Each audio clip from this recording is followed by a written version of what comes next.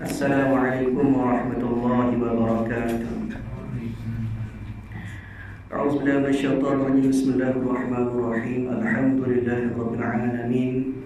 Wassalatu wassalamu ala asyrafil anbiya'i wal mursalin. Sayyidina Maulana wa nabiyyina wa habibina wa syafi'ina wa qudwatina wa uswatina Muhammadin sallallahu alaihi wasallam wa ala alihi wa ashabihi ajma'in. Allahumma faqihna fid din وافتح علينا فتوح العارفين واجعل أعمالنا خالصة لوجهك الكريم يا أرحم الراحمين. اللهم افتح علينا حكمتك وانشر علينا من خزائن رحمتك يا أرحم الراحمين. رب اشرح لي صدري ويسر لي أمري واحلل عقدة من لساني يفقهوا قولي والحمد لله رب العالمين آمين. قال المصنف رحمه الله تعالى ونفعنا وإياكم بعلومه في الدارين آمين. Alhamdulillah, pertama selamanya marilah sama-sama kita panjatkan setinggi-tinggi kesyukuran kita kehadrat Allah Subhanahu wa taala kerana pada malam ini Allah taala masih lagi memberikan kepada kita kesempatan, Allah taala masih lagi memberikan kepada kita nikmat daripada segala nikmat-nikmat yang dikurniakan oleh Allah Ta'ala kepada sekalian hamba-hambanya. Antaranya dua nikmat yang terbesar Allah Ta'ala bagi kepada kita, iaitu daripada nikmat iman dan juga nikmat Islam. Kemudian daripada nikmat-nikmat yang lain seperti nikmat kesihatan, sihat tubuh badan, boleh pakai hadir ke rumah Allah Ta'ala pada malam ini untuk kita mengimarahkan, dan pada lain juga kita nak beribadat kepada Allah, kita menjalankan hak-hak kita kepada Allah Ta'ala sebagai abdun, sebagai seorang hamba, yakni dengan cara mengerjakan ibadat kepada Allah. Maka atas dasar itulah pada malam ini kita berada dalam rumah Allah Ta'ala ini, juga berada dalam majlis ilmu yang dikatakan sebagai Raudhatul min Riyadhil Jannah, satu taman daripada taman-taman syurga. Mudah-mudahan kehadiran kita pada malam ini dapat memberikan kepada kita ganjaran pahala yang mana boleh kita bawa bersama untuk kita menghadap Allah Subhanahu wa taala pada yaumul mahsyar, pada hari akhirat nanti insya-Allah. Tuan-tuan dan puan yang dirahmati oleh Allah Subhanahu wa taala, insya-Allah pada malam ini kita sambung lagi kuliah kita daripada kitab Faridatul Faraid. Sebagaimana kuliah kita yang terdahulu telah pun kita sebut bersama tentang huraian pengenalan kepada ilmu tauhid yang menjadi ilmu fardu ain kepada kita. Setengah ulama menceritakan bahawa ilmu tauhid juga dikenali sebagai ilmu akidah, juga dikenali sebagai ilmu kalam, ilmu usuluddin, ilmu al-fiqhul akbar dan lain-lain. Banyak nama-namanya. Tetapi bila sebut saja ilmu akidah, maka tidak lain tidak bukan dia nak menceritakan ataupun nak membincangkan kepada kita tentang akidah yang patut kita pegang, yang bertepatan dengan akidah Ahlus Sunnah wal Jamaah, yang mana ilmu akidah ini bersumberkan kepada Al-Quran dan juga Al-Hadis, serta daripada dalil-dalil ijma' ulama dan juga qiyas ulama. Bahkan pada bidang dalam bahagian ilmu aqaid ataupun ilmu akidah ini, 4 perkara utama ataupun 4 perkara pokok yang menjadi perbincangan kita. Yang pertama disebut sebagai uluhiyah. Uluhiyah ni kita nak membicarakan ataupun kita nak membincangkan tentang ketuhanan Allah Subhanahu wa taala. Kita nak tahu apa dia sifat wajib bagi Allah Taala. Kita nak tahu apa sifat mustahil, yakni lawan kepada sifat wajib bagi Allah Ta'ala. Kita nak bincang tentang satu daripada sifat harus ataupun jaiz bagi Allah Ta'ala. Pada bahagian yang kedua, ilmu akidah ataupun ilmu aqaid ini membincangkan kepada kita tentang nubuwah.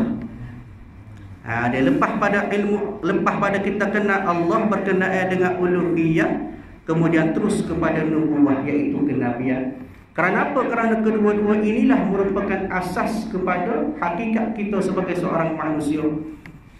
Dan bila mana dalam rukun Islam menyebut bahawasanya rukun yang pertama syahadatu an la ilaha illallah wa anna Muhammadar Rasulullah. Maknanya hakikat ilmu aqaid yang sebenar, akidah kita sebagai orang Islam keutamaan yang pertama ialah kita meletakkan Allah Subhanahu wa taala sebagai uluhiyah, bersifat dengan ketuhanan, Tuhan yang hanya layak semata-mata disembah. Dan tidak ada Tuhan lain yang layak disembah melainkan Allah. Itu konsep yang pertama, ilmu akidah. Di mana dalam rukun Islam disebut mula-mula sekali syahadat. Begitu juga dengan rukun iman. Konsep kepada keimanan kita yang pertama, kepercayaan kepada Tuhan, yakni Allah Ta'ala. Dia beriman kepada Allah. Beriman kepada Allah, ayyuminu billah, kita beriman kepada Allah. Itu rukun iman yang pertama. Begitu juga dalam bidang akidah, inilah menceritakan kepada kita konsep syahadah. Bermula dengan uluhiyah, kita bincang sifat ketuhanan Allah Ta'ala.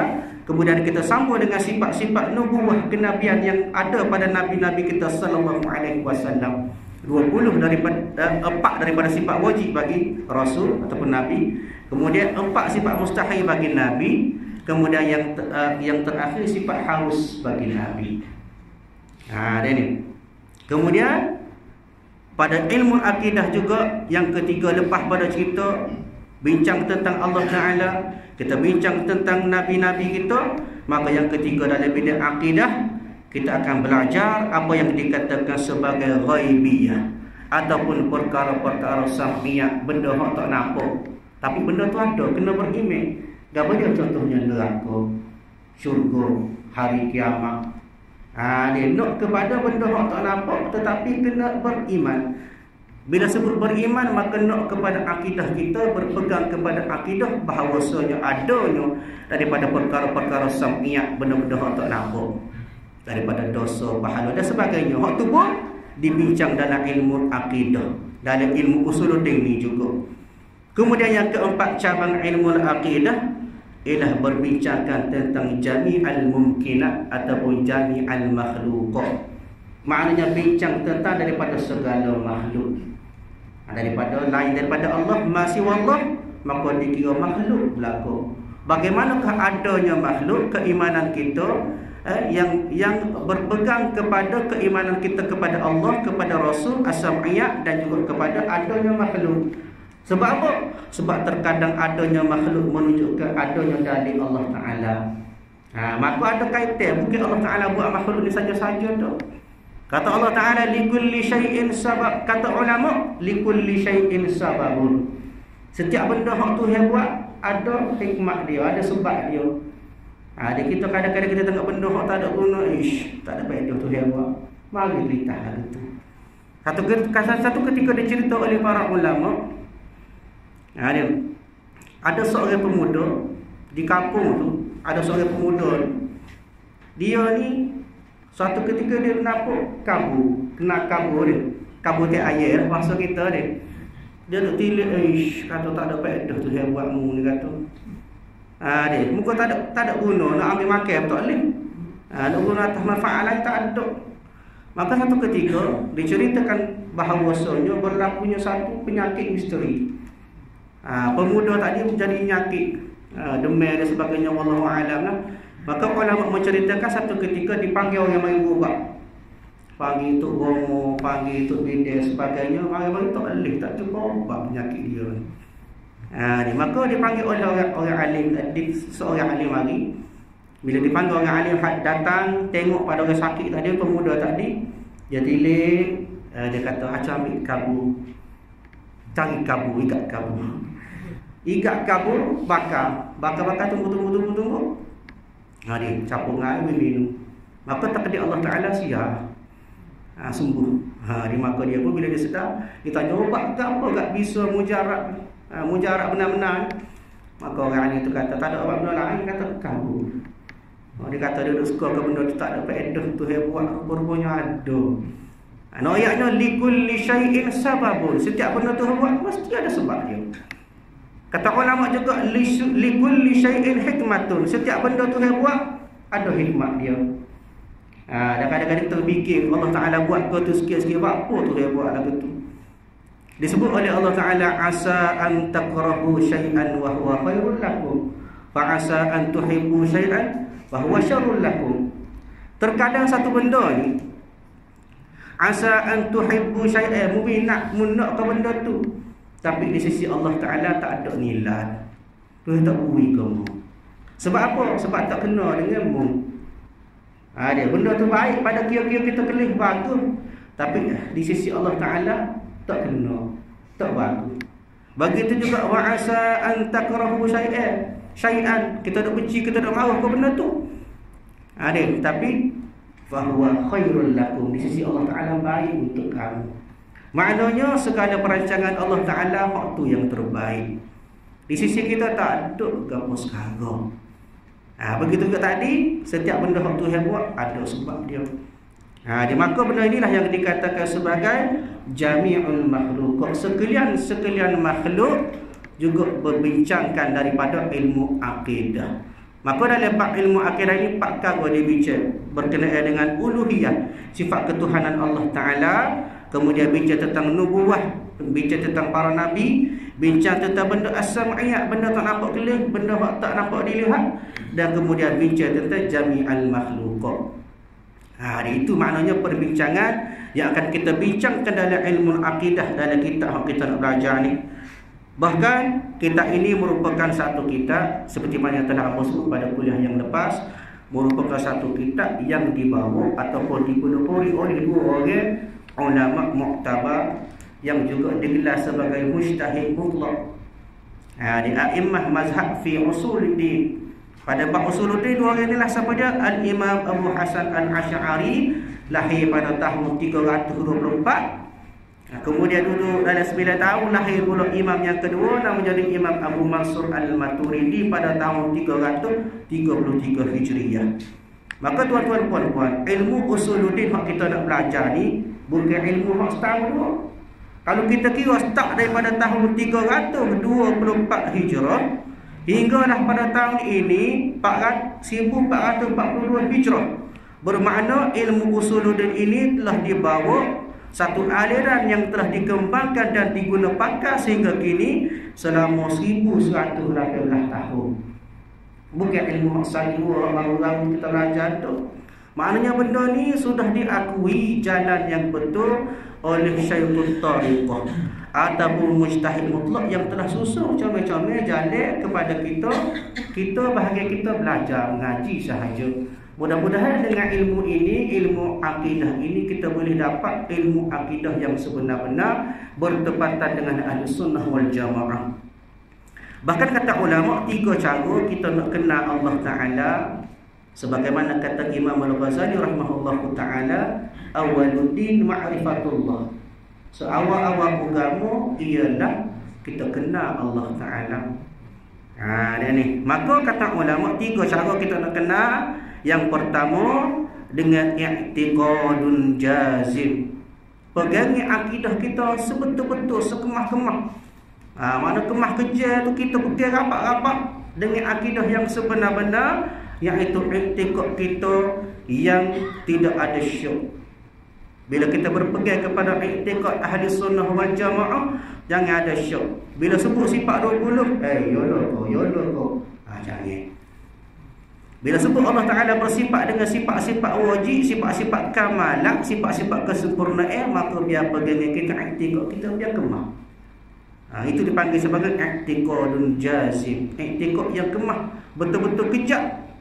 Barulah kita boleh kenal Allah Ta'ala. Kalau ada lagi syuk dalam hati kita, ada lagi was-was, maka kita tak kenal Allah Ta'ala dengan sebenar-benar kenal. Yang kedua, muwafiqun lil haq. Biar bertepatan dengan hak yang sebenar. Maknanya biar betul kita selusur jalan yang dibawa oleh aliran ahli sunnah wal jamaah. Baru kita kenal Allah Ta'ala, kena masuk jalan dia. Kita nak pergi satu tempat, kena ikut jalan dia, baru tak sesat. Begitu juga dengan ilmu akidah yang dipelopori oleh ahli sunnah wal jamaah tadi pun kena ikut jalan dia. Bila bertepatan dengan 2 orang mujtahid mutlak tadi, ataupun yang membawa pelopor kepada ilmu usuluddin akidah ini, maka biar betul duduk pada hak jalan ahli sunnah wal jamaah. Dan yang ketiga, andalilin, bertepatan dengan dalil. Maknanya 3 syarat kita nak kenal Allah Ta'ala. Nombor 1, akidah dia kemah. Yang kedua, biar kena dengan jalan ahli sunnah wal jamaah. Yang ketiga, adanya dalil-dalil yang menyokong pernyataan ataupun pegangan kita tadi daripada Al-Quran Al-Karim, daripada Al-Hadis, daripada ijma' ulama dan daripada qiyas ulama. Maka atas sebab itulah tuan-tuan puan-puan yang dirahmati oleh Allah Ta'ala, dalam kitab Faridatul Faraid ini dia akan bincang kepada kita start daripada sifat-sifat uluhiyah tadi, ketuhanan. Bagaimana membicarakan sifat 20 sifat wajib bagi Allah Ta'ala, 20 sifat mustahil, 1 sifat harus bagi Allah Ta'ala. Kemudian sifat nubuwah menceritakan kepada kita daripada 4 sifat wajib Rasul, 4 sifat mustahil bagi Rasul, 1 sifat harus bagi Rasul.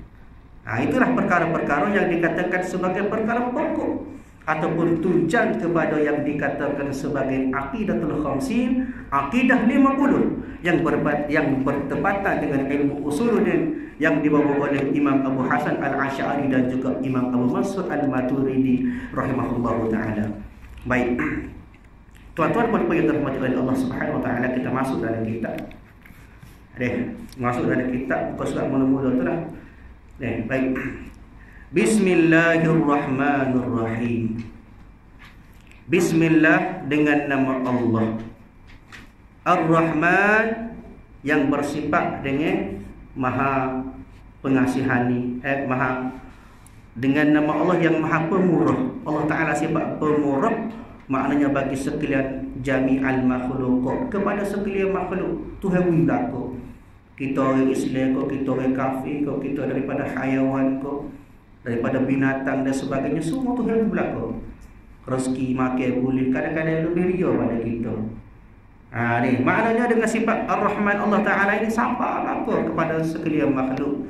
Noyaknya pemurah Allah Ta'ala, tak kira dia ni orang macam mana, beriman ke tidak, dia ni orang daripada orang-orang yang ikut kepada syariat Allah ke ataupun tidak. Maka semua sampai berlaku, rezeki, panjang umur dan sebagainya, nikmat Tuhan beri berlaku atas sifat Ar-Rahman Allah Ta'ala.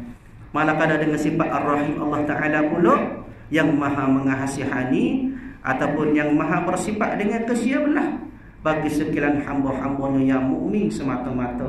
Hari akhirat nanti Allah Ta'ala akan guna sifat dia dengan sebesar-besar sifat ini sebagai sifat Ar-Rahim, sifat pengasihani ini. Dia akan timbul rasa kesia-belah kepada kita daripada kalangan orang Islam. Maka dengan rahmat Allah Ta'ala inilah kita masuk ke dalam syurga. Jangan kita iktimat masuk syurga dengan amal tak, masuk syurga dengan rahmat Allah Ta'ala. Tapi amal kena buat. Amal sebagai satu sifat ubudiyah kita, hak ubudiyah, hak kita sebagai seorang hamba. Allah Ta'ala cipta kita sebagai seorang hamba illa liya'budun, kecuali kita beramal ibadat kepada Allah Ta'ala. Maka oleh kerana kita dicipta atas dasar itu, maka kita kena buat amal ibadat kepada Allah Ta'ala. Baik. Tuan-tuan puan-puan yang dirahmati Allah Ta'ala, kenapakah setiap kitab, setiap penulisan, setiap benda-benda yang baik kena mula dengan bismillah.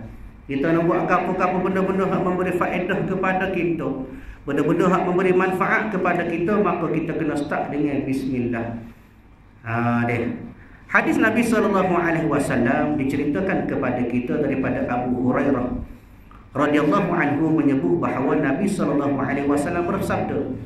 Nabi kata Nabi SAW, kullu kalamin aw amri dhibalin la yuftahu bi dzikrillah fahuwa abtar aw qala aqta.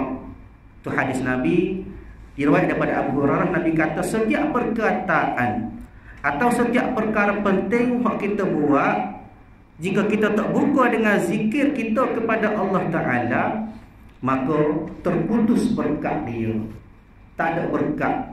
Setengah ulama kata bahawasanya hadis ini merupakan hadis yang diriwayatkan oleh Imam Ahmad. Maka hadis ini memberi gambaran kepada kita setiap benda molek, benda comel kena zikir. Antara zikir yang terbaik ialah zikir dengan kita sebut Bismillahirrahmanirrahim. Nak buat apa-apa tak kira lah, nak buat amal ibadat, buat kebajikan, nak zikir, nak kau tu, nak kau ni, benda baik, start dengan bismillah. Ni. Baik, begitu juga hadis Nabi yang kedua, kata Nabi SAW yang diriwayatkan oleh Imam Al-Khatib dalam kitab Jami' daripada Rawawai Al-Arba'in, juga disebut oleh Imam As-Subki dalam kitab dia Tabaqat As-Subki. Nabi katakan, kullu mri'in dhi balin la yubtada'u fihi bismillahirrahmanirrahim fahuwa abtar. Lafaz dia lebih kurang sama, tetapi hadis yang berbeza. Hak ni perawi lain, hak tak ni perawi lain. Walau bagaimanapun, dasar dia ataupun keyword kata kunci pada hadis tersebut ialah bagaimana Nabi mengatakan bahawa bila buat benda baik, benda kebajikan, maka kita kena start dengan bismillah, baru ada barakah. Sebab tu kadang-kadang buat kerja, kadang-kadang tak kena dengan hajat kita. Kenapa tidak bermula dengan bismillah? Jadi sebaik-baiknya kita mula dengan bismillah, start buat kerja dengan bismillah. Begitu juga kita start dengan alhamdulillah. Hadis lain-lain sebut, kita sebut alhamdulillah pun boleh juga. Kullu kalamin la yabda'u fihi bi alhamdulillah wa huwa ajaddu. Satu hadis begitu juga, lebih kurang sama juga, tapi ayatnya bermula segala perbuatan kita dengan zikir. Tapi hebatnya bismillah ni tuan-tuan puan-puan yang terhormati oleh Allah Subhanahu wa taala. Hebat. Kalimah bismillah merupakan satu kalimah yang hebat. Bahkan kata Nabi SAW disebut satu hadis kepada Nabi, wa qad ruwiya Ibnu Murdawai min hadis Yazid bin Khalid an Sulaiman bin Buraidah, wa fi riwayatin an Abdul Karim Abi Umayyah an Abi Buraidah an abihi anna Rasulullah sallallahu alaihi wasallam qala anziltu alayya ayatul lam tanzil ala nabi ghairu Sulaiman bin Dawud wa ghairi wa hiya bismillahirrahmanirrahim. Satu hadis menyebutkan kepada kita, Ibnu Murduwai daripada hadis Yazid bin Khalid menyatakan bahawasanya Rasulullah sallallahu alaihi wasallam sebut, Nabi katakan, sebuah ayat yang diturunkan kepadaku, ayat yang tak pernah diturunkan kepada seorang nabi yang lain kecuali Nabi Sulaiman bin Daud. Nabi Sulaiman. Apa dia ayat ni tak turun kepada orang lain kecuali Nabi Muhammad dengan Nabi Sulaiman? Ayat itu berbunyi bismillahirrahmanirrahim. Nabi lain tak terima bismillahirrahmanirrahim. Kecuali Nabi Muhammad dan juga Nabi Sulaiman ibnu Daud. Ini hadis daripada Imam At-Tabrani rahimahullahu taala. Ayatnya bismillah merupakan satu kalimah yang karimah, yang mulia. Buat benda baik, buat benda-benda kebajikan, buat amal soleh, segala perbuatan kita hak molek, kita start dengan bismillah. Insya-Allah diberi keberkatan oleh Allah taala. Sebab itu kitab ni juga, pengarang kitab ni Syekh Ahmad bin Muhammad Zain memulakan kitab Faridatul Faraid dengan kalimah bismillahirrahmanirrahim. Baik. Alhamdulillah alladzi atla'a fi samawati qulubil mu'minin syumusal ma'rifati musyrifatan bi anwarit tauhid wal yaqin.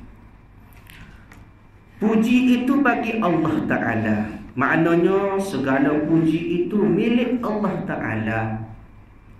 Bila sebut puji, maknanya kembali kepada Allah Ta'ala berlaku.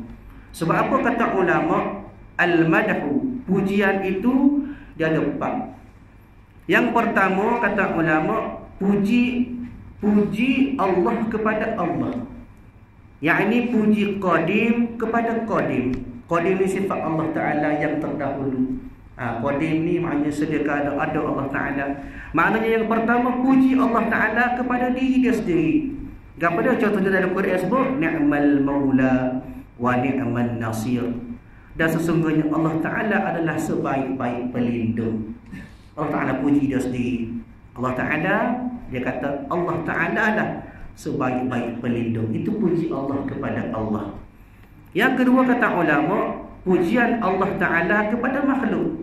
Allah Ta'ala puji makhluk, iaitu disebut juga sebagai puji qadim kepada hadis. Qadim maknanya hak sedia kala, hak ada dah. Hadis hak baru, kita lah hak baru ada. Kepada contohnya, wa laqad karamna bani Adam. Sesungguhnya aku dimuliakan kepada Bani Adam Adam. Itu dipanggil sebagai pujian Allah kepada makhluk. Kemudian yang ketiga kata ulama, pujian juga iaitu pujian makhluk kepada makhluk. Puji hadis kepada hadis. Orang baru, makhluk yang baru tercipta kepada sesama makhluk puji. Kata comel, kata semak, kata bagus, kata baik, kata ahli ibadah, kita puji orang puji kita, maka itu merupakan pujian yang ketiga. Yang keempat kata ulama iaitu puji Allah Ta'ala, puji makhluk kepada Allah Ta'ala. Alhamdulillah, kita puji kepada Allah Ta'ala. Maka mukadimah kita ini menyebut pujian kita kepada Allah Ta'ala. Segala puji bagi Allah, maknanya segala puji itu milik Allah Ta'ala, kembali kepada Allah Ta'ala. Kerana pujian itu biasanya diberi kepada kesempurnaan. Kita rajin, kita semak, kita hebat, kita kaya, kita ahli ibadah, semua itu kesempurnaan yang berlaku. Maka kesempurnaan itu tidak akan ada jika Allah Ta'ala tak beri pada kita. Jadi kita tak suruh telenggok lah, biar orang puji telenggok ni. Kamu lainlah, kamu ni alhamdulillah, bagus lah kau. Maknanya bila ada saja pujian, sebut alhamdulillah. Pujian itu kembali kepada Allah. Baik. Yang menaikkan pada beberapa langit, yang menaikkan maknanya yang diangkat oleh Allah Ta'ala pada beberapa langit. Beberapa langit. Maknanya di sini nak menunjukkan bahawasanya Allah Ta'ala telah mengangkat segala hati orang-orang mukminin. Maknanya dia angkat hati beberapa langit, segala hati orang yang mukminin. Maknanya angkat segala hati orang mukminin. Ini dinamakan sebagai, kalau kita ngaji bahasa Arab, disebut sebagai lafaz tashbih. Lafaz Allah Ta'ala, lafaz pengarang kita ini nak menyamakan, diumpamakan hati diangkat ke langit. Kenapa dikatakan sebagai ke langit? Sebagai litakrim, untuk memuliakan hati. Maka pengarang kita ini sesungguhnya puji bagi Allah Ta'ala, kepada Allah Ta'ala. Kerana apa? Kerana mengangkat hati-hati daripada kalangan kita ni, orang-orang mukmin ni, akak naik ke langit. Bukan isyarat ambil hati naik stoko atas langit dah. Tapi ibarat Allah Ta'ala nak memuliakan hati daripada kalangan orang-orang yang mukmin ni, orang-orang beriman kepada Allah. Ini akan beberapa matahari pengenalan.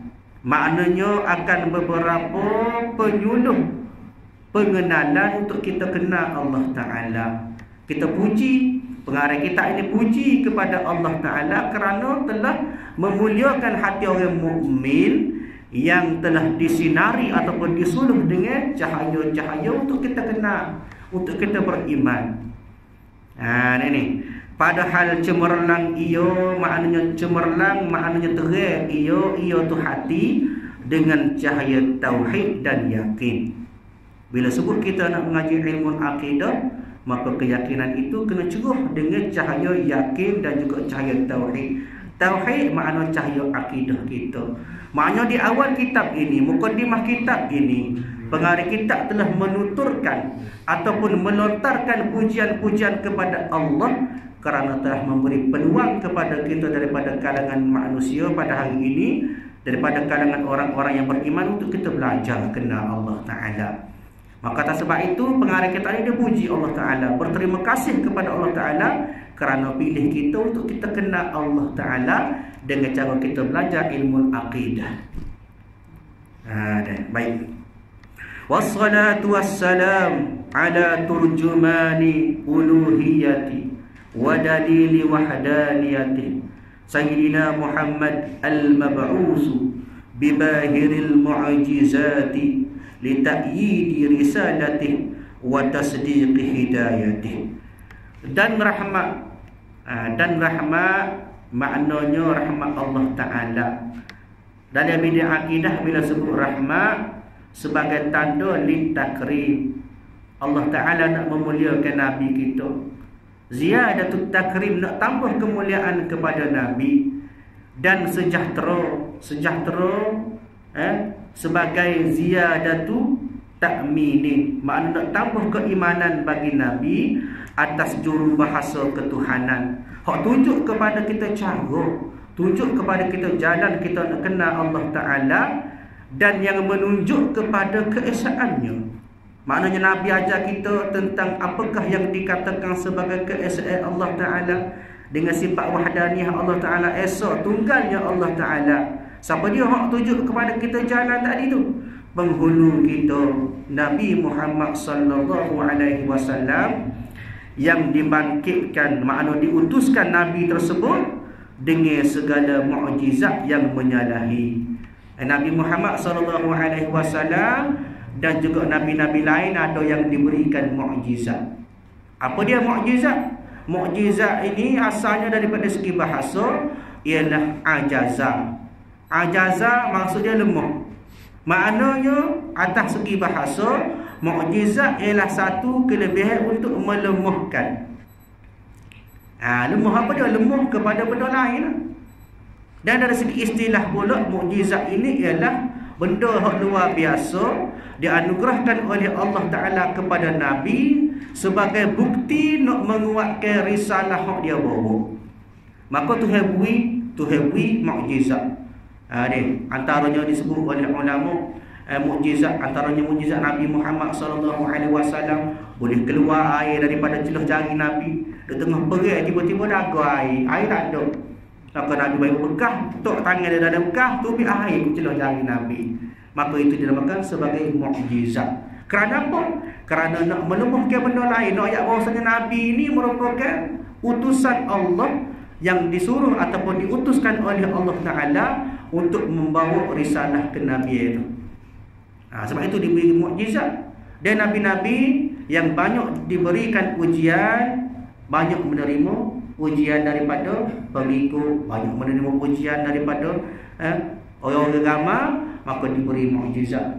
Dan Nabi-Nabi, kita kena faham, Nabi-Nabi yang banyak ujian ialah Nabi-Nabi daripada kalangan ulul azmi. Maka diberi kekuatan dengan cara diberi mukjizat. Bila orang tengok kelebihan ini, maka kata, oh betul, hebat, betul, dia pakai ikut belakang. Maka itu dikatakan sebagai salah satu cara Allah Ta'ala nak memuliakan Nabi. Dia bagi segala mukjizat yang menyalahi. Maknanya mukjizat yang pelik-pelik, mencari adat. Menyalahi maknanya mencari pada adat, tak serupa dengan adat sekala. Kerana menguatkan risalahnya, menguatkan risalah kenabian tersebut dan membenarkan petunjuknya, maknanya petunjuk yang dibawa oleh Nabi tersebut. Wa ala alihi alladhi balagha darajatil ula bi'uluwi biqdarihi wa ashabihi alladhina yazuru nujumal huda binassi akhbarihi. Dan atas keluarganya, keluarga Nabi SAW. Lepas pada dia puji Nabi, dia sebut berkenaan dengan Nabi, maka tu dia bawa ikut selalu dengan keluarga Nabi. Itu cara mereka ini mentazimkan, membesarkan keluarga dan wa'ali. Nabi dan juga wa'ali, Nabi dan juga keluarga dia tu. Yang sampai mereka itu sampai, makna dimuliakan mereka juga kepada beberapa pangkat yang tinggi dengan ketinggian qadarnya. Maknanya kerana Nabi diberi pangkat yang tinggi, maka pangkat keluarga Nabi boleh darjat juga. Sebab itulah bila anak-anak jauh papa mokok jadi orang kenal dengan baik. Maka begitu juga Nabi, bila Nabi diberi dengan ketinggian ataupun dimuliakan Nabi, maka begitu juga ahli keluarga dia dan segala taulannya, sahabat-sahabat Nabi. Sahabat Nabi ni siapa dia? Orang-orang yang berjumpa dengan Nabi, beriman dengan Nabi, kemudian mati dalam Islam. Itu panggil sebagai sahabat. Jumpa dengan Nabi, beriman dengan Nabi, kemudian mati dalam keadaan Islam. Ada bukan untuk dia jumpa dengan Nabi. Tetapi dia ni beriman dengan Nabi, mati dalam Islam, maka tak dipanggil sahabat. Sebab kita beriman dengan Nabi, kita mati dalam Islam insya-Allah, tapi kita tidak dikira sahabat. Sebab apa? Masa kita tak ada jumpa dengan Nabi. Maka disebut dalam kitab ini, dan segala taulannya sahabat Nabi, mereka inilah jumpa dengan Nabi, mati dalam Islam, dan juga dia beriman kepada Nabi. Yang kilang gemilang hal kala ada mereka itu segala bintang penunjuk dengan nas sabdanya. Maknanya seperti mana sabda Nabi SAW. Nabi sebut dah, ashabi kan nujum, kata Nabi, bi ayyihim bi ayyihi muqtadaitum ihtadaitum, kata Nabi. Sahabat aku ni, kata Nabi, seperti bintang. Kalulah mu ikut mana-mana sahabat aku, maka akan dapat hidayah dah oleh kamu. Maknanya di sini Nabi memuliakan juga para sahabat dia. Baik, itu merupakan mukaddimah kita, merupakan al-madhu, pujian kepada Allah Ta'ala, pujian kepada sahabat Nabi, keluarga Nabi, dan juga mukaddimah yang menceritakan kepada bagaimanakah kita nak mula-mula nak faham apa yang dikatakan sebagai ilmu aqidah. Wa ba'du fa hadhihi risalah fi fanni tauhid jama'atuha min iddati kutub mu'tabarah akhadtu min riyadiha fawakiha syahiyatan wa min hiyadiha jawahir muftaqarrah. Baik. Kemudian daripada itu, maka ini risalah pada ilmu tauhid. Wallahu a'lam bissawab. InsyaAllah kita sambung kuliah kita pada masa akan datang. Mudah-mudahan kuliah pada malam ini memberi satu pengenalan yang baik kepada kita tentang pendahuluan kitab daripada kitab Faridatul Fara'id fi Ilmul Aqaid. A'udzubillahi minasyaitonir rajim. Bismillahirrahmanirrahim. Alhamdulillahirabbil alamin. Wassalatu wassalamu ala asyrafil anbiya'i wal mursalin wa ala alihi wa sahbihi ajma'in. Allahumma inna nas'aluka ridhaka wal jannah wa na'udzubika min sakhatika wan nar. Allahumma innaka 'afuwun karim tuhibbul 'afwa fa'fu 'anna wa 'an walidina wa 'an jami'il muslimina wal muslimat wal mu'minina wal mu'minat bi rahmatika ya arhamar rahimin. Rabbana atina fid dunya hasanah wa fil akhirati hasanah wa qina 'adzaban nar. Sallallahu ala nabiyyina Muhammad wa ala alihi wa ashabihi ajma'in. Walhamdulillahirabbil alamin. Assalamualaikum warahmatullahi wabarakatuh.